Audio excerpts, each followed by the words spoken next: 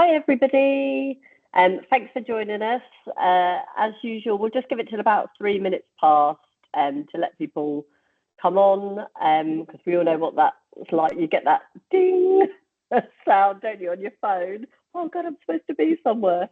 So we'll just give people a couple of minutes to join. So really grateful to have Claire with us today.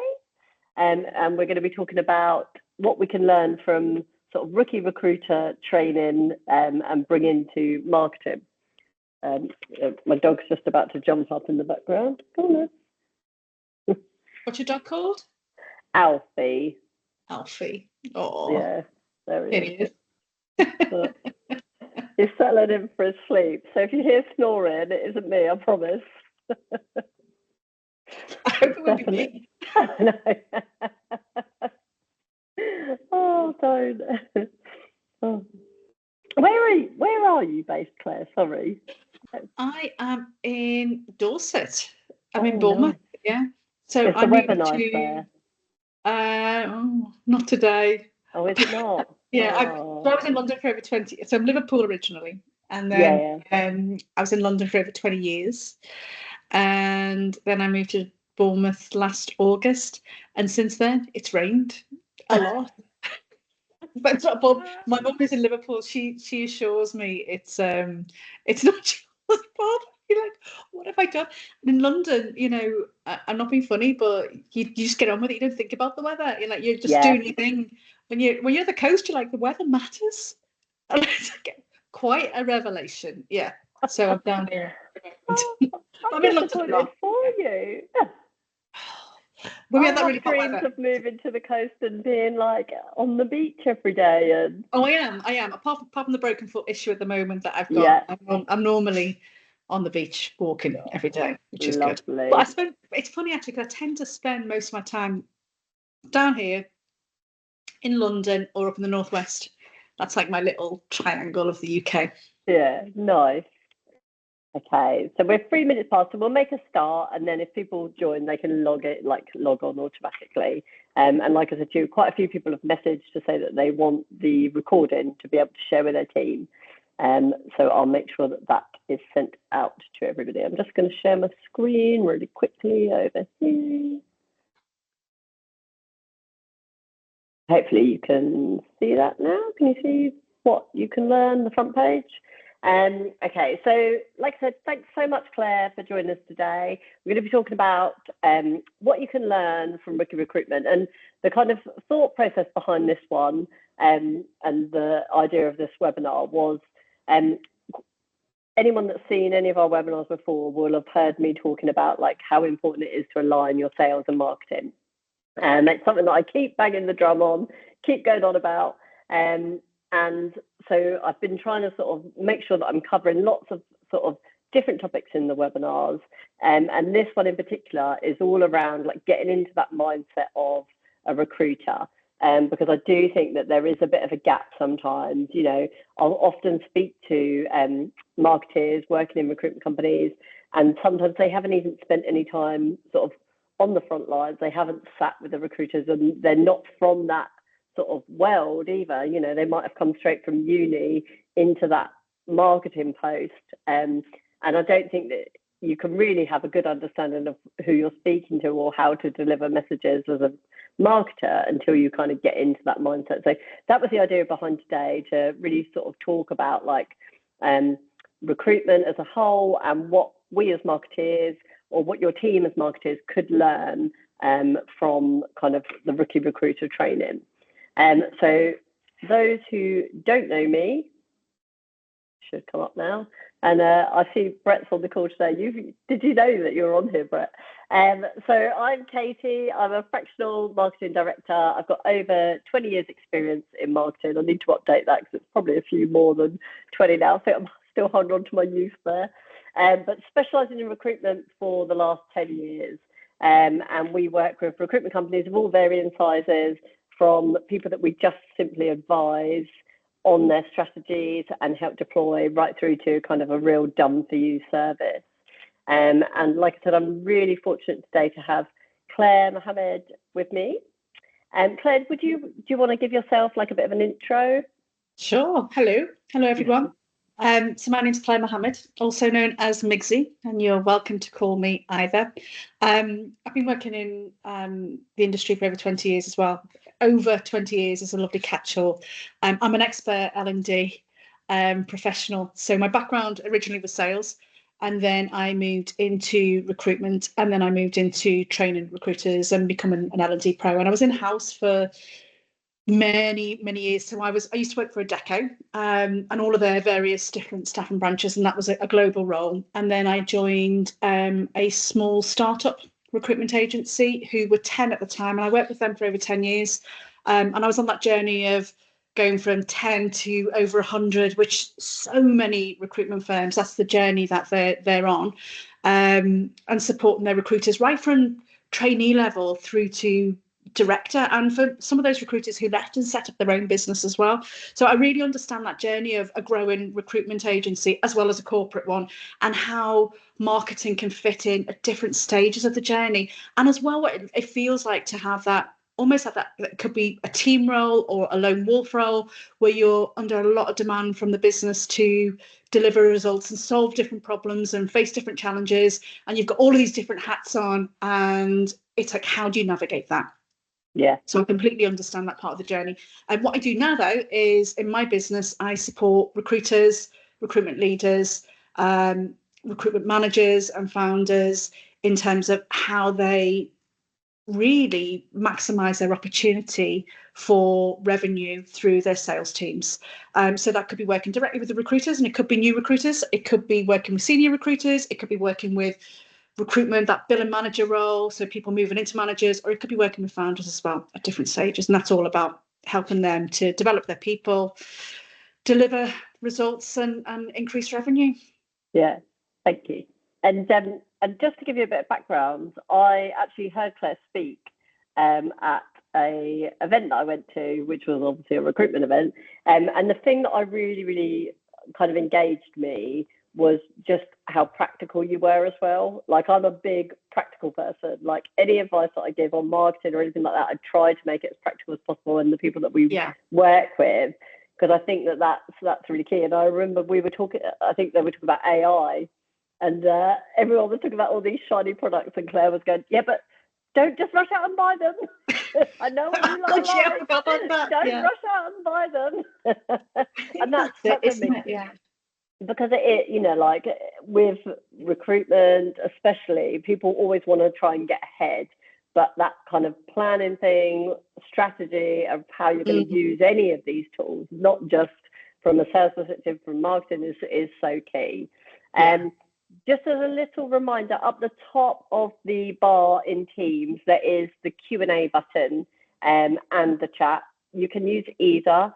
And so as we're going through the discussion topics today, if you think of a question that you want us to discuss at the end, if you pop it in there and sort of pinboard it, and then we'll be able to come to it in the Q&A section at the end. Okay, so let's start out on our webinar. So the first thing that we're going to cover is just talking about like the buyer's journey, and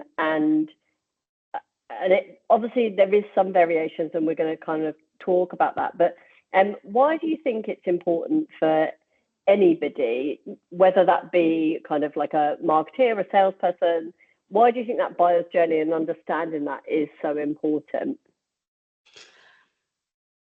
It's interesting, isn't it, really? Because when I was thinking about this, usually when we're thinking about new recruiters coming into the industry, the first thing that we focus on is that 360 life cycle. But actually, it all starts with the buyer's journey. And it has to, because I think it doesn't matter whatever your role is in an agency, you've got one or two priorities, or you've got two priorities. It just depends which one you're focused on or leaning towards more. And that could be whether you're in marketing, training, IT, finance, payroll, recruiter, whatever. We've got two jobs we've got to do. And one is we've got to retain the customers that we've got, and we've got to engage new ones. And if we're not doing that, we're not fit for business purpose, because ultimately our purpose is to really do a brilliant job for our customers that they want to come back and spend more money with us, or it's about attracting new business and seeing the business grow and evolve and adapt and all of the things that it needs to do in the competitive landscape that we work in. So that whole buyer's journey is critical, because if you don't, we have to be able to retain and attract new customers. And we've got to understand two things, because we're in the business of influencing people. In recruitment, everything that we do is influencing. It's all about moving people, literally, but it's about moving people from A to B. So we've got to understand what their motivations are, what is going to motivate them, why would they buy, and how do they buy? And that's where the journey fits in, really, because it's about pinpointing the different stages that people are at and what might be affecting them and what they might be considering as to what will influence them to make a decision or not make a decision, or where will it take them on the next stage of the journey, and ultimately the crux of it is understanding what are they trying to achieve and what problems does it solve for them. Because when we understand that, then we know how to fit into their world. And the journey really is just about what's the set of circumstances, what phase are they at, how do we approach them in terms of what is on their mind at this point in time, what's their biggest problem, what problems are they anticipating. Because when we understand that, that's when we can have a conversation with them that will matter, that they'll care about, that will mean something to them, that they'll want to talk to us about as well. 100%. Like, I feel like you're singing from the same hymn sheet as me, because I'm always saying, like, especially when it comes to sales journey, like from a marketing perspective, speak to your salespeople, sit down and help you understand what are their pains of their customers, what are they hearing, because then you can produce materials that will reflect that, or you can produce sales enablement tools that will help them. And I know we'll come on to that in a bit. And in terms of kind of, sorry. Because it's so important. And I think as, and I'm coming from the same perspective as well, because my job is my customers are my stakeholders are the recruiters, are the recruitment leaders, are the recruitment owners, exactly the same as you. It's quite often we're engaged at a point where a problem has been identified and they've already realized that they know what they want, and they'll say to us, okay, so what I'm going to need you guys to do in marketing is X. What I'm going to need you to do, Claire, is to run some BD training, is to run some, let's generate some leads, is let's create some collateral, let's do a piece of marketing, let's put together this. And the thing is, what happens is we're putting ourselves in a situation where we're not really understanding what the problem is. And then why, or when we've done what was asked of us, we wonder why it didn't work, why it didn't have the impact. And this is the crux of it, really. You've got to sit down with people and understand what the problems are. What are they trying to solve? Where are they trying to get to? And this is the recruiters, the managers, the owners. And then we've got it obviously externally with our clients and candidates as well. That's at the heart of everything. Critical. And I always think as well, there's no shame in asking your customers more questions. Like, it is that fine line, isn't it? People have like almost a fear that if somebody comes to you and says, do this for me, whether that's your boss, a client, whatever it is, there is that internal fear of kind of not wanting to push back and not seem resistant to their request. But equally, you're going to get a lot better result by asking those awkward questions or digging deeper to understand exactly like what you said, understand what the problem is, so that you can provide a solution rather than just delivering what they think. If I think about people that are, when they first start in a business, if I come into the recruiter mindset or the salesperson mindset as well, like one of the biggest fears you've got, particularly with people that are new into a recruitment role, is they don't want to look stupid. But I think that's a new person. I think we all feel the same. We don't want to look stupid. We don't want people to think that they made a mistake, that we're not the expert that they thought that they were. But no one's expecting you to be the expert. So we try not to lose face with, our colleagues. We don't want to lose face with our bosses and, the stakeholders. We don't want to lose face with our candidates. We don't want to lose face on social media. We don't want to, none of it. I mean, we don't out, and there's this big thing of imposter syndrome, which is so real. And quite often what we do is we don't ask the questions for fear of being found out that we need, but they're the ones that we need to ask. And I have never, ever come across anyone, if you've said to them, look, I'm still working this bit out, or I'm trying to understand a little bit more about this, or this bit's a bit new to me, or what would really help me, can you just break it down for me? People are more than happy to. I've never had anyone go, I think you'll find that you're supposed to be the expert. So I think, leaning into that it's all right. You're not losing any face, and you're not being found out to be, something that you're not. Ask the questions. Yeah, definitely. And in terms of like the buyer's journey then, and for somebody that's sort of starting out and getting their head around that buyer's journey, from if they're, say, a rookie rec, and what would you say is the journey? Is it from, like, would you be talking to them about sort of awareness right through to retention? Or do you tend to kind of focus just more on like the parts in between? Like, how do you kind of scope that out when you've had them conversations? So typically what I'll tend to do is, like, if I'm working on a new recruiter program, I think it's really important that people have context of the bigger picture, so they can see the overall picture. So starting points that you'll typically come to is like, here's what a journey looks like, and you'll go through from awareness to, consideration, decision, and go right through that journey to post-placement.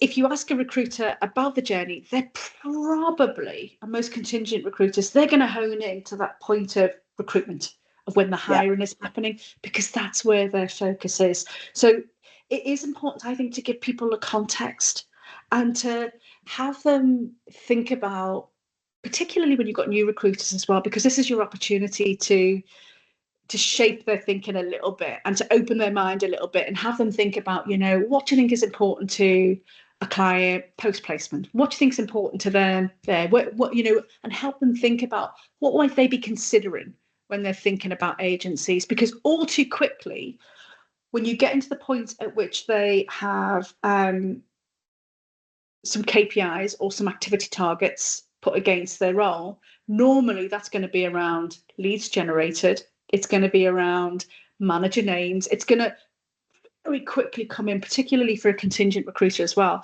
It's going to zone into that point of hire. And that is really important, because actually the point of that zone into who's hiring right now, it's teaching recruiters how to hunt.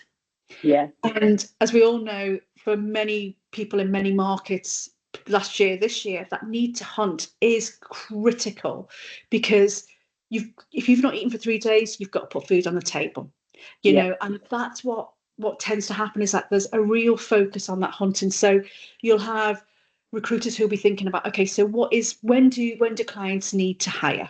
When does that need to hire arise, and how do we recognize it? And what you're going to find is like the scenarios around, well, they've had somebody leave a vacancy, or they've, somebody leave a role, possibly there's growth, or maybe there's problems in the program or the project, or they're under-resourced, or whatever it might be, or there's been a business critical problem that needs extra resource. There'll be different reasons as to why they need to hire.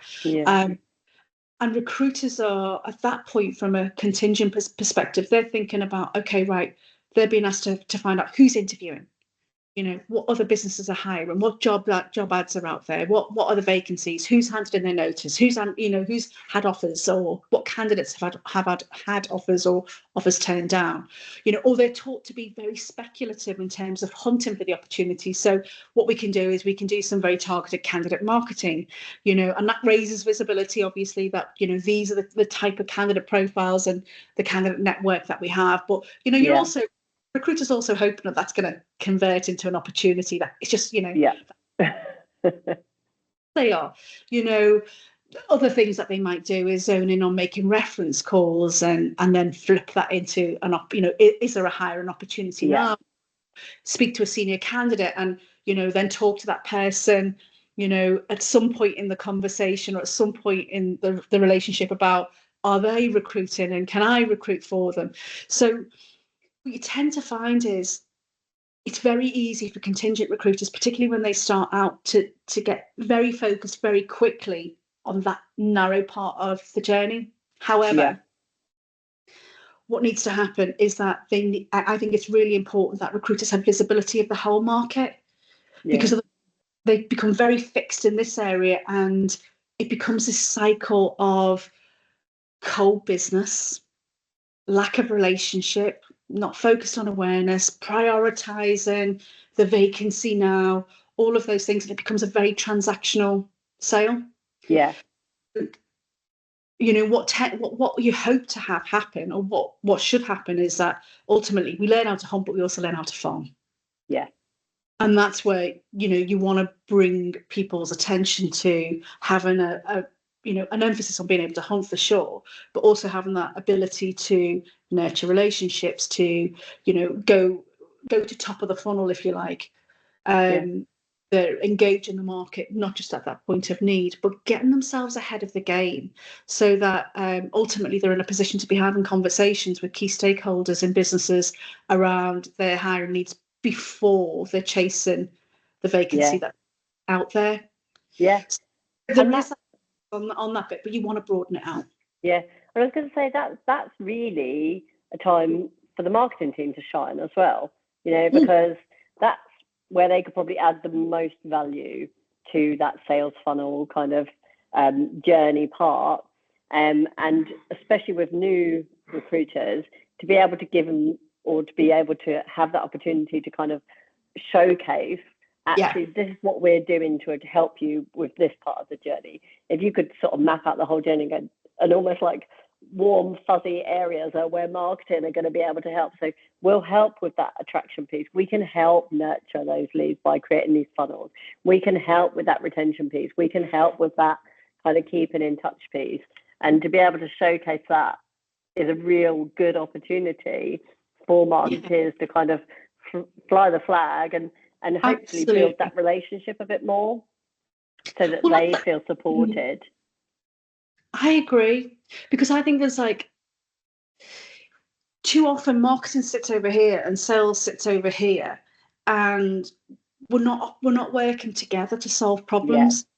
And there's problems that, or challenges, or there's a focus that, you know, marketers are going to have, because they're going to be thinking about, well, what can we do, you know, where's our focus? We know we want to head in this direction, these are our tacticals, but there's so much happening over here where the recruiters are interfacing with customers constantly, that can feed back into the marketing team. And likewise, there's lots of problems that recruiters are having in terms of either converting their leads or converting prospects or engaging, that marketing can support them with, which will ultimately lead to better lead generation overall. And I think that's one of the challenges for recruiters, is that when we talk about lead generation, it's very much focused at that point of need hire, that hot hiring lead point, where actually there's a whole heap of leads that can be developed and nurtured right the way throughout all of the different cycles. There's all the different parts of the journey that will enable more conversion throughout. And I think working together, that's where there's a huge opportunity. I've big flag waving for aligning sales and marketing. I think it's something that I probably talk about too much, if anything, but it just showcases that when they do sit in separate silos, they're never going to work. Things like making sure that you've got proper sales follow-up processes in place for when a marketing campaign happens. If you don't have them in place, you may as well just throw your money in the bin of that marketing, because nothing's going to come. You know, marketing will deliver opportunities, but it's the sales that close it. And do you think there's much difference between, and we talked about sort of contingent there, and do you think from like a retained perspective that there's much difference in the journey? The journeys are the journeys, right? You know, it doesn't, and it's the same for candidates, isn't it? You know, obviously the difference of the candidate bit is the experience piece of the that they go through that journey in terms of interviewing, applying for jobs, those kind of things. But it's the same buyer journey in terms of awareness, you know, awareness, interest, consideration, all of that is the same. Where I think it gets a little bit different is, I think it is, there's four levers, ultimately there's four levers that influence, let's call it either deal velocity, revenue velocity, whatever you want to call it, but basically the direction. If we've got a goal of a target of, I don't know, 500,000, the speed at which we move in that direction to that 500,000, that 500,000, there's 4 levers. There's the number of opportunities you've got. So how much opportunity have you got that you can convert? The percentage that you can convert into revenue, value of the business, the deal value, the average deal value, and how long it takes you to convert. So it's a bit of a no-brainer. If you've got more opportunities, qualified opportunities, if you've got more opportunities, then you can move towards your target quicker. Yeah. How many of those opportunities you convert is obviously going to drive the value, drive that revenue figure. If your value is higher, if your deals are worth, 25k versus 5k, you're going to hit the 500,000 quicker. If you can do it in less time, it's going to move you forward. Now, retained is a really attractive proposition, I think, for recruiters, because it really pulls and affects one of those levers, which is the percentage of business converted that you do. Now, I think like in contingent, I think the figures float around 20 to 25%. I think 20% is probably a bit more where we're at, maybe even a little bit less, even 18% in current markets, because it's a lot in contingent space. It's a lot more competitive. People are winning new customers where the percentage that you convert is going to be a lot lower.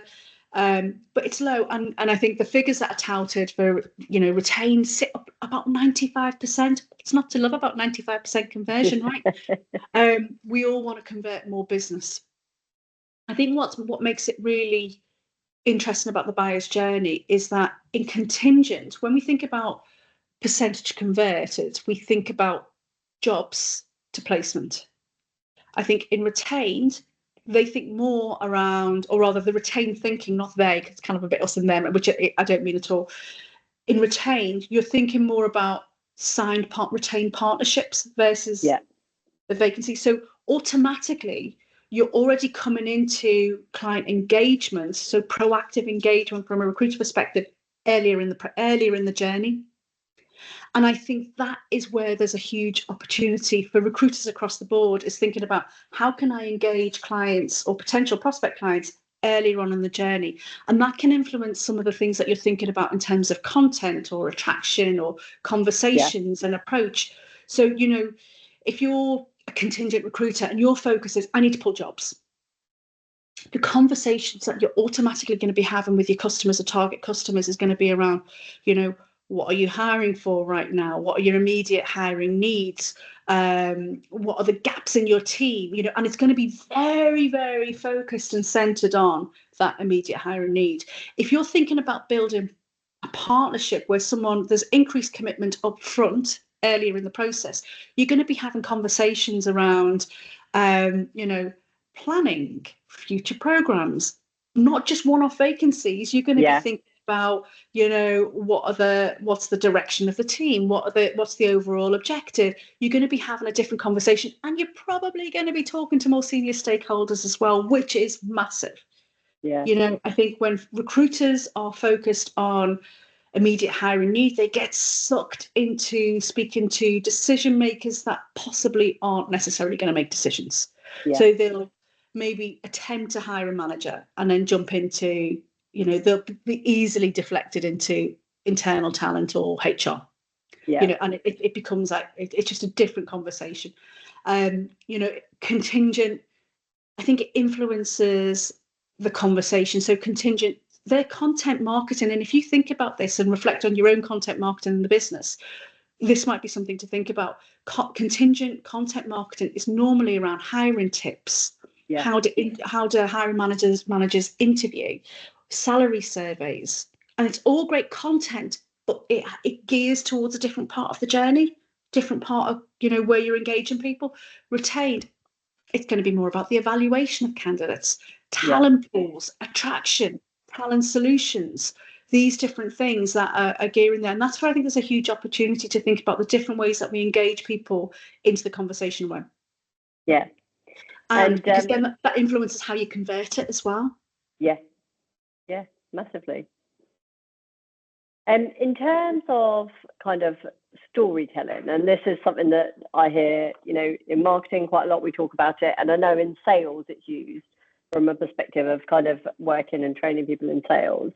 And I do think it's such a powerful tool that we can use to kind of help build that engagement and help resonate with people. And when you're talking to kind of these newbie salespeople, what are some of the kind of ideas or strategies that you would give around kind of storytelling to kind of help them connect and resonate? Well, I mean, storytelling, it's as old as the hills, isn't it?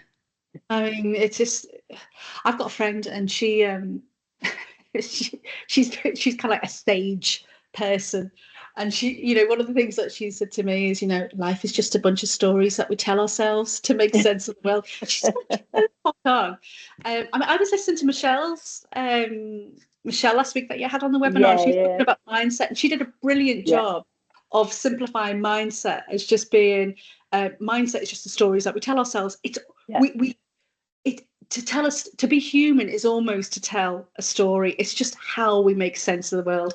It's how we understand emotions, how people behave. I know with kids, I've got a nine-year-old, and one of the reasons for reading stories is that when you've got kids that read more stories and read more books, it's not just, the reading is great for them, obviously, but they become much more emotionally intelligent, which is quite interesting in itself, right? Because what that also says to your customers is, if you're telling more stories and sharing more stories that are about the customer, then you are much more emotionally in tune with what they need. So, that's kind of a little aside, but we are absolutely primed. So some of the stories to tell,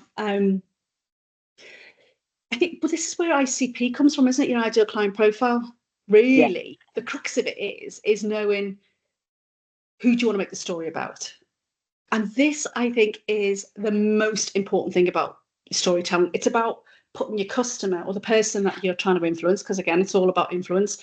You're putting them central to the story, and you're not making yourself the hero. You're making them the hero.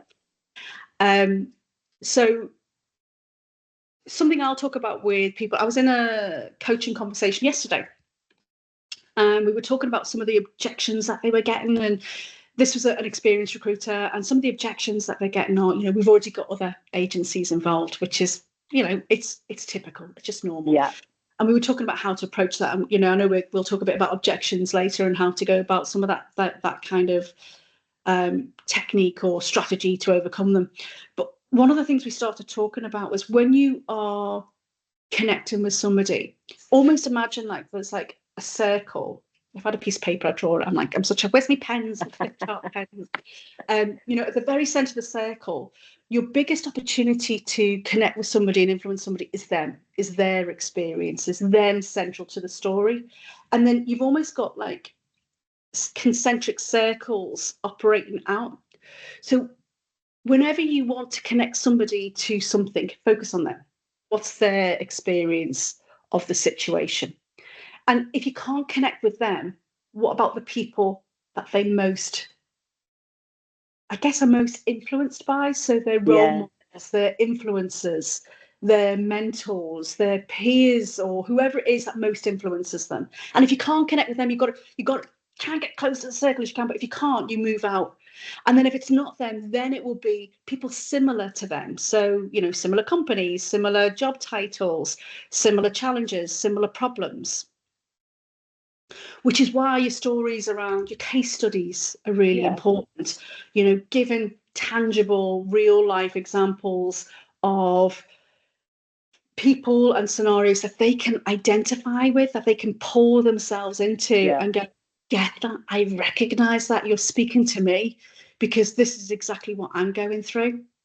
Video testimonials of real people that they can connect with, who are telling their story. So it's never about us telling our story. We tell our stories a little bit, but really it's never about us. Doing storytelling to attract new people into the business. you see a lot of agencies shouting about, you know, they're smashing it quarter after quarter, and they make it all about themselves and the hero. Yeah, and not the person. You know, I'm always delighted when I'm seeing people do well, but that's not the point. People don't want to know how well you're doing for yourself. Yeah. They're not that. They're impressed by how well you do it, how well you're going to do it for them. Yeah. Yeah. Making that there. So I think the stories, case studies, definitely. Any examples, tangible examples. And you know, I've been there in the business where somebody said, "Oh, we need to get some testimonials," and then an email might come around the business and say, "Right, everybody needs to get 3 testimonials from a client and 3 testimonials from a candidate," and we've jumped straight into the tactic. It's not pinned to anything, and I was like, "Oh, I haven't got time to get. Can you?" Oh, and then you're chasing up to get them. You know, that's not. It's really makes it really, really difficult. Whereas if we get people in the room and say, look, this is what we're trying to achieve. One of the problems that we want to solve is how can we better share with our customers the brilliant work that we're doing? What are some of our best examples of success? What kind of businesses have we had the most impact with? You know, what are some of our real stories about, you know, longevity in customers or impact into their business, and really digging into what are those stories and then going to get them, rather than saying to people, I need 3 testimonials from everybody. Yeah. Telling a story. More, I know. That's one of the biggest challenges for marketing is trying to get them stories out of the recruiters. And I love the way that you phrased it like that, because, you know, quite often we'll be working to, you know, perhaps in that quarter or that period, a particular focus. So it might be a particular part of the journey, and we're going to be addressing this issue and producing content and stuff around that. Yeah. And actually being able to go and say, like, we want examples of this kind of and how we've solved this. Who have you got that could kind of work with us on that is so much easier than 3 generic testimonials that you get back saying. This is the thing with influence, isn't it? You know, in influence, you can you've got 2 different types of influence. You can either push influence or pull influence. It's a bit like a swing. You know, you can either, someone sat in the swing and you can either get behind them and push them, you know, and run. I'm demonstrating my legs running like Flintstones here. Or you can take the swing and you can pull back. Now, if you want to think about what gets you more height, it's normally when you pull back the swing and you bring it towards you rather than trying to push it. If you push against somebody, they normally push back. And this is the case with everything that we're doing, one in marketing or in sales or internally with our stakeholders, because that push is when you say to somebody, look, if you don't get me those testimonials by this, then I'm going to have to escalate it. Or I'm going to, you know, it's an if and then. Or we'll say, look, you know, I'm going to need you to. We start asserting ourselves, and recruiters do the same, by the way, constantly. I'm going to need you to get this for me. You know, and it just isn't that effective. Whereas if you involve people and you give them some example, this is an example of what is really good. Like, right, get them involved, get their ideas, get their input, get them involved in the process. They're going to come with you. You're going to get height from the swing, much more momentum, and people wanting to be involved. It's much more powerful. Yeah, massively. And in terms of kind of those objections, I know, and putting your sales hat sort of back on a little bit more, but what do you think are like the common objections? And if we were to pick, say, 2 common objections, what would you be saying to new people of how to deal with them, or kind of? Okay, I mean, God, it tends to be a lot more client-led right now, but it's still very candidate. There's a weird scenario going on, isn't there, really, where things are very client-led, but there's also a simultaneous candidate-led market going on as well in some markets. So on the client side, we're working with other agencies. Yeah. We're not recruiting right now.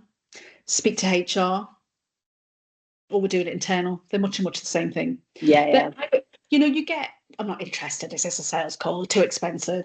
You get some of them. But a lot of it, I think, is actually around differentiate. We've already got a solution in place. We either have no need because we're not hiring, or we've already come up with a way to solve the problem. But if you think about it, that makes sense, because if you're a recruiter coming into a situation where a client's hiring right now and they've already got interviews and they've already got their job ads out, well, they're going to say to you, I've already got a solution. Yeah. It's a bit of an, oh, okay. Yeah, I get it. It's obvious. And they tend to be the most typical ones. In terms of handling them. Okay, so a lot of objection handling is like in the moment of a sales call. Yeah. And it tends to be around. So a lot of people will say, okay, so the framework is, take a breath, just pause for a second. Just pause, which is really important. But don't panic, because actually the truth is you're going to get it. Objections are just part of people making decisions. They're questions, they're unresolved. I don't have enough information yet, or I don't like you, or you've caught me in the middle of something. It's just pause, and you can go through this process of how to handle it in the moment. But I think, where I tend to focus a lot is help people to understand why they're getting the objections in the first place. Yeah. What's the context for it? So, the context is everything in everything, isn't it? Context is like, you understand the context, you can come at the problem however you need to. So for me, it's all about understanding the context of the objection. It's not what the objection is. So if you're somebody and you're calling somebody and it's unplanned, cold call if you like, and they say, I'm in the middle of something, then it's a very different context to somebody who you've got CVs in front of, you've got a shortlist with. It's just a very different thing. So it's about thinking about the context. And for a lot of recruiters, it could be that, especially when they're doing a lot of written communication as well, is you've got to look at what's the quality of my approach. That's a huge thing. So I know pretty much if somebody's making a cold call and they're getting, you need to speak to HR, it's in the content. It's in the content of their opening. They've approached the person that they're speaking to and talked about recruitment, talked about themselves, basically, talked about hiring, talked about recruitment, and the person that they're speaking to, the stakeholder, doesn't care. Yeah. About business deliverables, the program, the problems in the program, what needs to get done here. They're in that headspace. And if they hear this, be there. So I think there's a huge focus on context. So any objections, what's the context that we're getting it? So you've just got to take a step back and go, hang on, where is this coming from? And this all comes in before you get the objection, right? Because you haven't got time to think about that if you're in the middle of a meeting or a... The other big thing with objections is you've got to ask questions. And I think one of the best questioning techniques you can arm yourself with in sales is spin selling. And it's, we're going back into 90s, which is when it came about. And it is, everybody talks around, you've got to solve people's problems. You've got to find their pain. You've got to understand what their challenges are. You've got to resolve. You've got to be solution oriented. That's spin. So you can dress it up and put a different label on it if you like, but it comes from spin selling. And the brilliant thing about spin selling is most people are already doing some of it. Because all spin is 4 different types of questions that people ask. So spin is, when people talk about, oh, you got to spin it, you got to spin it. Some people think, oh, that's about reframing it and repositioning. No, it's not about you telling. It's not about push selling. It's about pull. It's about asking questions. And spin is, have a look. Look it up. Oh, I've actually got it on my desk. This wasn't planned. This was from a conversation yesterday. In these situations, I go, hang on, and I get up and I wander over to my bookcase and I come back with a book. So spin it's Neil Rackham, and basically I think the context of it is his origin story is he was getting loads of requests from businesses for their sales teams. Teams needed to be able to objection handle better, and they needed to close more business. Nothing new there. And what he did was, him and his team, they conducted research. So they were very data-led, very, very advanced for the time. And they listened to 35,000 sales conversations with 10,000 salespeople, and they worked out there was 4 different questions that the best people asked, or the most effective salespeople asked. And the questions that really nailed it, questions that uncovered issues, what's really going on, so implied need, and then the impact of that. So when someone says, well, we're not working, we've already got an agency, it's about understanding how well is that working for you right now? You know, how fit for purpose is that agency, and digging around for the issues around, you know, how long has it taken? What's the quality of the candidate? You know, what feedback have you had from candidates? And what's missing in the process? Where are you frustrated? Finding those problems and then understanding what the knock-on effect is. And how's that impacting your bigger goals, your drive towards delivery, or the program milestones or program delivery, and how's that, and really making it personal to them in terms of how it affects their stress or whatever it is. So sales is it really is all about connecting with people and asking those really kind of what feel like tough questions, but important critical questions that people care about. Yeah. Because it motivates people to take action when it's something that they care about deeply, that impacts them personally. That's what they'll move towards. And objections handled in the main is about asking the questions to uncover what that is. Ask questions, uncover the need. There's more to it, obviously, but I know you've got it. It's not about throwing a clever one-liner back. Yeah, that's the thing. I make notes when I'm doing these webinars as things come into my head, and I just written down there, like, I wonder how often within recruitment firms that the marketeers are allowed to listen back to any sales calls. Could you imagine how valuable that would be? Yeah, I mean, massively. Particularly if you've got a really, here's the thing, right? Here's what I noticed a lot in business. There's been a real dilution of sales skill and technique. So everything's become quite shallow, where people can just say this. Yeah. Or what works is this, to a point. But if you don't understand what's beneath the surface, everything's an iceberg analogy, isn't it? You've always got that surface, what's beneath the surface? If you don't understand what's going on beneath the surface, it's really hard to understand what's going on.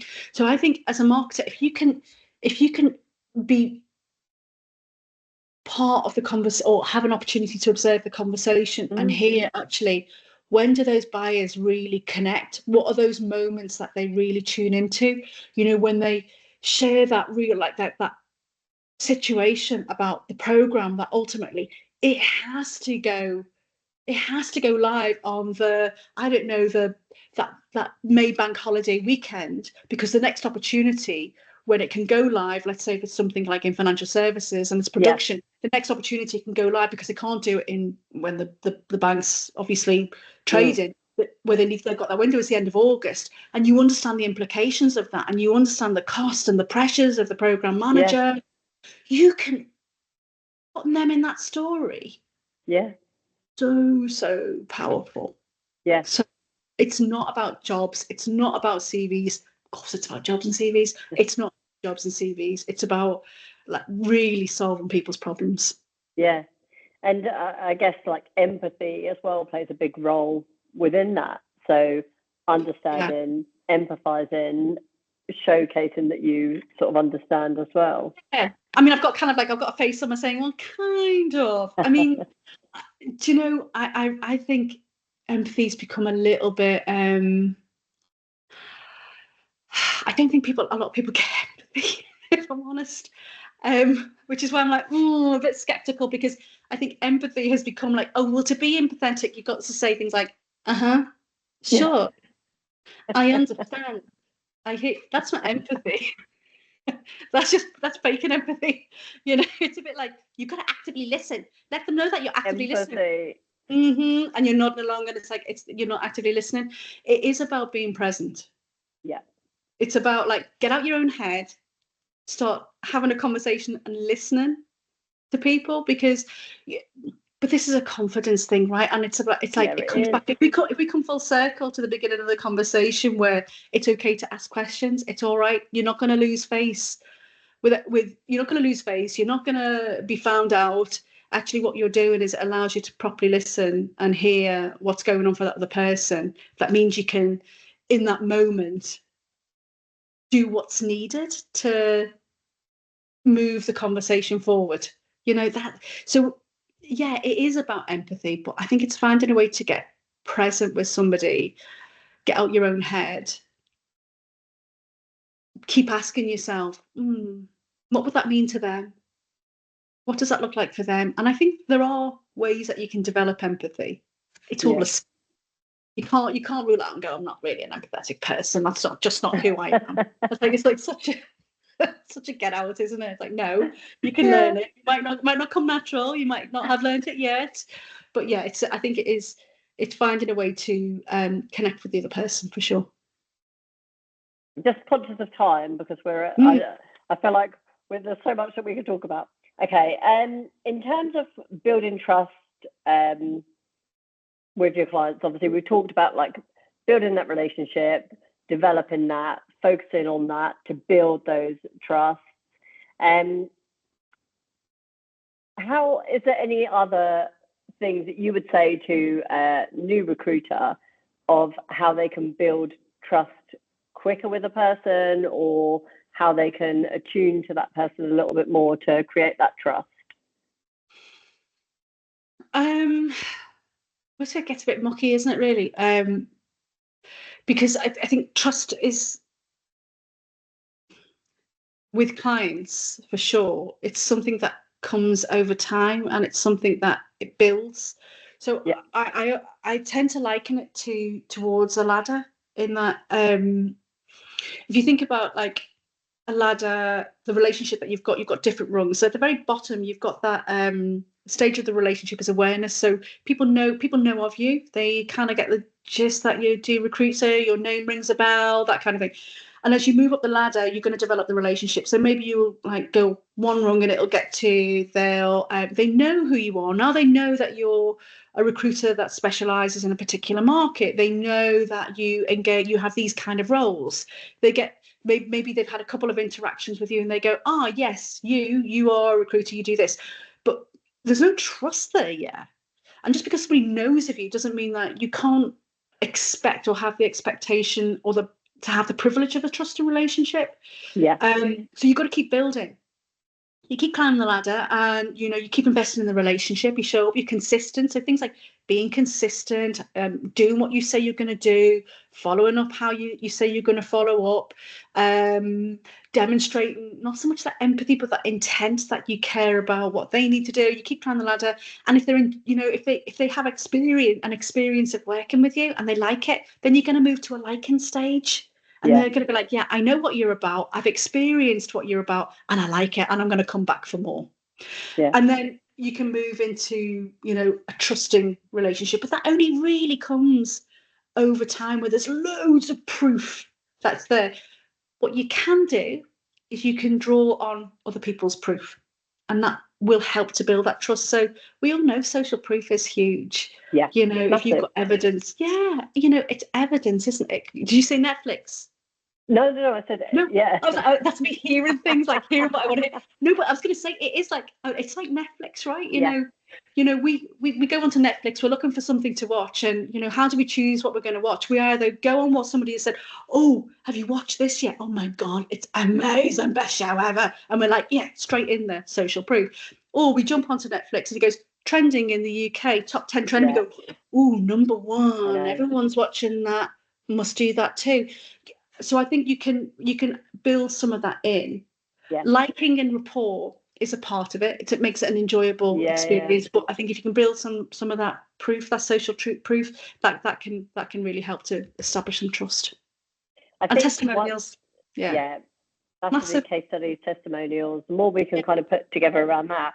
One thing that just comes to my mind when we're talking about that is just from a marketing perspective, like how you manage tagging people. So for instance, with those people where we've started to build that trust and rapport, and it is with that particular person, or we need to ensure that we've got a way of tagging that. So whether that's through using a system like Bullhorn, where it tracks activities and gives them a score, or if they're manually tagging people, so that we can make sure that the communications that are sent to these people may be slightly different, slightly more bespoke, so that we're not kind of putting them into that generic awareness piece necessarily. It might be something a bit more kind of tailored to them. But I think that can help too, because this is the kind of problem we think we need AI to solve, to be honest. These are the problems we want AI to solve, because if I think about it, if we are using the database and we're populating it with a load of data, at the moment we can pull like insights, right? And insights are really powerful when you can educate and inform and other pull influence. They're really powerful where we can say, we know, and a lot of the insights that we're getting from databases and things are around average deal, average salaries, vacancies, demographics, all of this kind of stuff, in demand skills, in demand roles, and all of this. Actually, wouldn't it be more powerful if we could get better insights to our customers in terms of how can we make the communication that we have with them feel more authentic? And that's definitely something that we've talked about quite a lot around, not just from like a logistical perspective of like the new Google rules coming in and not being blacklisted and all of that kind of stuff, but just people are expecting more. People expect more personalized, authentic communication compared to 10 years ago than now, more than ever. And it is kind of really prevalent that we focus on that. I'm really conscious that we've only got a really, really small window of time left. So what I will do is perhaps some of the other questions that we've got, Claire, perhaps you and I could jump on and we'll do like a little video and then we can share that as well. But in terms of kind of key takeouts from today, I think for me, it's definitely been that message of, engaging, understanding social proof and case studies. And if you could give like one piece of advice to like a marketeer starting out in terms of how they can get into the mindset better of a salesperson, what would it be? Oh, okay. No pressure.